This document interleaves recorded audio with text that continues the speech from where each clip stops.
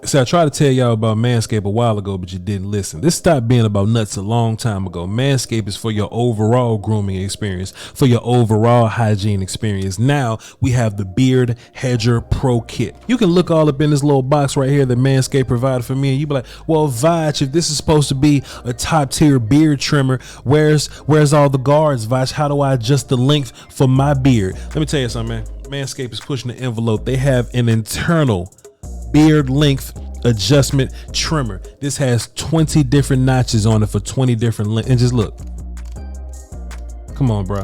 That's 20 different notches. So whether you got a beard like me or a beard like Law Nation, we got something for you. Easy to clean. You pop this thing right off, clean it up, pop it right back on. And it is waterproof anyway, so it shouldn't be getting super duper dirty anyway. Inside of this kit, man, we have beard conditioner, beard balm. We have a beard shampoo and a beard oil. One day my beard's gonna get thick enough to use some beard oil, but you get a free gift that comes with this package. You get a beard brush, a beard comb, and beard scissors. So when you do have that big, thick, long beard, you just want to make those small adjustments, right? Manscaped sends you some beard scissors on the house. You can't beat this deal with a stick. So listen, man, go get you one of these, man. Use promo code VOCH20 for 20% off and free shipping, and they ship internationally.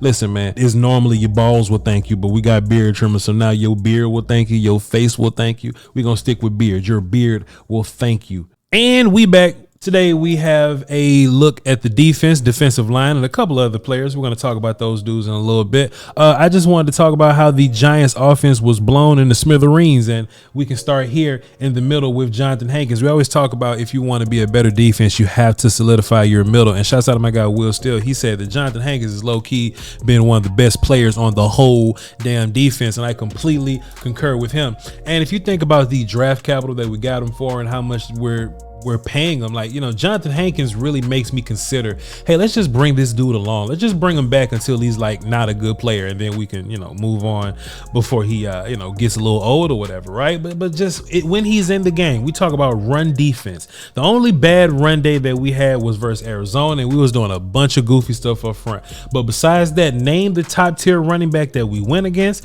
It is because Jonathan Hankins setting the tone is the reason why all the rest of these guys can flourish, and the reason why we can shut down these top tier running backs. Let me tell you something. Tommy DeVito, I almost called him Danny. Tommy DeVito wasn't going to get very much done today. It was going to be led through Saquon Barkley, and if you're going to stop Saquon Barkley, you got to stop with the middle. How about this play? I want to highlight three things. We're going to take a look at Jonathan Hankins. We're going to talk about something that Dan Quinn did, and then we're going to show you what Rashaan Evans did on this play, okay?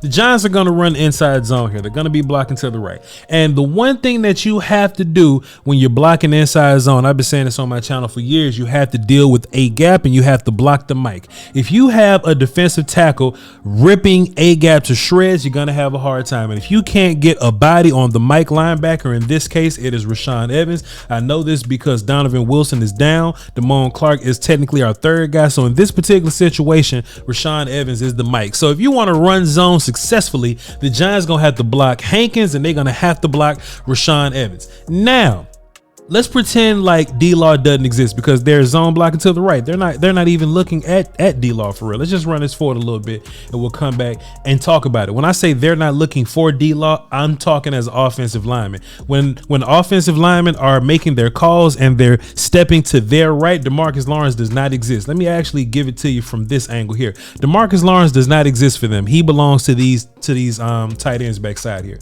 So what's happening now is, in order for us to block a gap, this looks like a combo between right guard and center blocking towards Damone Clark. Okay, and if you're gonna block Rashaan Evans, that'll be left tackle and left guard comboing Oso Odigizua to Rashaan Evans. Why am I saying this to you? Because I feel like a lot of people don't understand the work that these one techs do. You can't know how good a one tech is without truly understanding O-line combos, and then you understand which linebacker gets to run free. Okay, let's keep going. Now, what makes this weird is this center and the right guard are responsible for Jonathan Hankins. Why? Because he's in play side A gap. Dan Quinn said, no, Jonathan Hankins, I want you in backside A gap. And that makes everything different. That switches the whole thing. Everybody has to change their combo sets. So what ends up happening is, And I'm just going to leave it right here so you can see it. If Jonathan Hankins is in backside A gap or the left A gap, now it's left guard Pugh and center John Michael Schmitz. It's their job to combo Jonathan Hankins to Rashaan Evans right now, right? Because on the left side, you ain't got no more offensive linemen because your left tackle's blocking Osa, right? Or he's trying to block Osa, and Osa's going ridiculous right now. So now you got left guard and center trying to combo Jonathan Hankins to Rashaan Evans. Let me tell you something. Jonathan Hankins tears this up so bad. Look at how free Rashaan Evans gets to be. Look at how free Rashaan Evans gets to be. And at this point, he just gets to do what Rashaan Evans does. He finds the running back and he gets downhill quick, fast, and in a hurry. And he lays a strike on Saquon Barkley. Thumping. Two players I want to look at right now. We're going to look at Mazi Smith, the rookie. We're going to watch a few plays from him. First of all, getting better with his hands, getting better with his movement. Still got to get off the ball a little quicker. But, hey, man, one day at a time. Take a look at Mazi's hands right here versus the right guard here. 1, 2, boom. Well, versus the right tackle, pardon me. Mazi, he's not just getting blocked. He's not just, letting somebody get hands on him. Take a look at Mazi's hand fighting. I wish I could get you a better view. Let's watch the opposite cartel view. Mazi hand fighting. Can we see it? Can we see it? A little better there. You see Mazi with the active hands. And look, that's a huge leap for him because Mazi wasn't always active hands guy. Like I said, man, you got to let Mazi just grow day by day by day by day, and we'll be just fine. Now that we have this angle, I also want to show a little love to Rashaan Evans once again, right? Because, I know y'all came to see Rashaan Evans. It's in the title. It's in the thumbnail, whatever.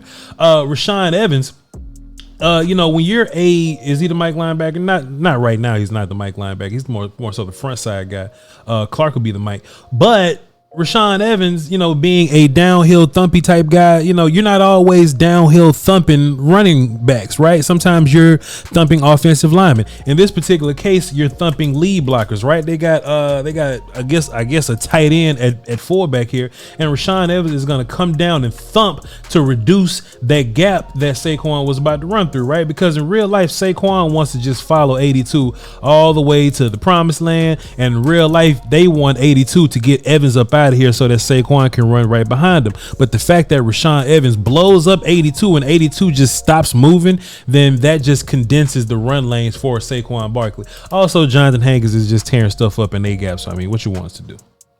And of course, if you was watching the game and you had your thinking caps on, you saw that Mazi made 2 plays back to back. Now, the funny part about this, Mazi took a long time to get out of his stance. It's okay because he's learning how to get better at that.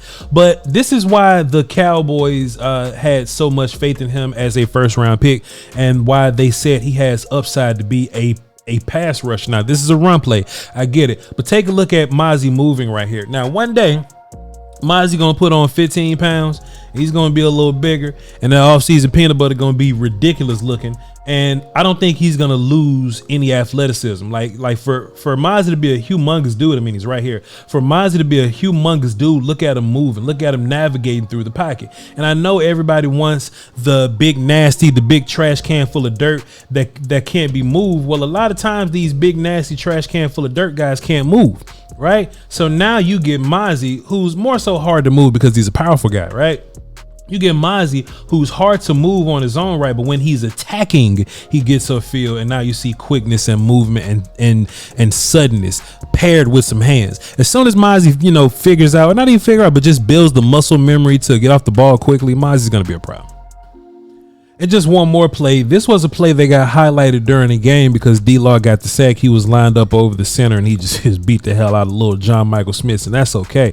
But coming back watching the film, just one thing I noticed.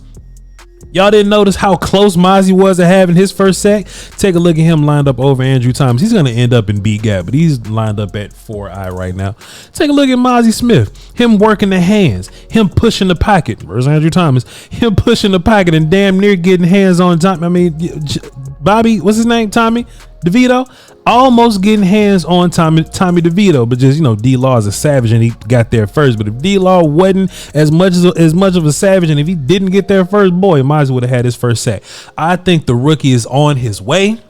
I think he's going to make some waves for us. I think he's going to be just fine. We just have to be patient. Defensive tackles typically don't roll out the bed as, top tier players. You know what I mean? It just takes a little bit of work.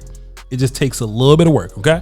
But once he put that work in, man, I think the Mazi Smith pick is really gonna pay out for us. We just gotta be patient. Hey man, love y'all to pieces. If y'all want to see more film, come to the Patreon, patreon.com/Voch Lombardi, and follow me on Twitter, VOCHLOMBARDI. I don't know if this is gonna come out before or after the volume, so either check me out today at 3 o'clock or check us out tomorrow at 3 o'clock. All right, love y'all to pieces, man. Y'all hold it down for the Doski Woski. Until the next one, salute.